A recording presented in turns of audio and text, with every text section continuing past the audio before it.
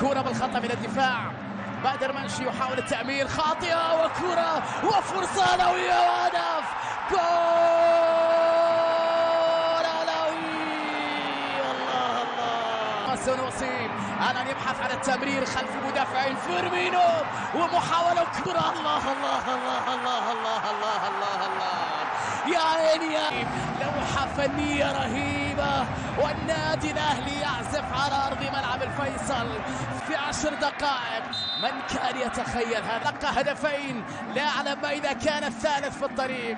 إنه رياض النجم التاريخي للكرة الجزائرية يحاول الوصول إلى هدف جديد في هذا الموسم ولمساهمة جديدة في انتصار أهلاوي آخر.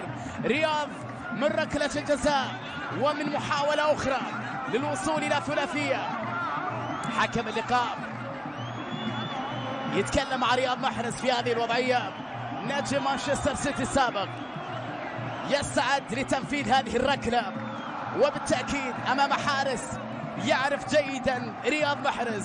بالنسبة لمصطفى، هل يكتمل تألق الأهلي بثلاثية في 18 دقيقة؟ ننتظر وإياكم هذه اللقطة.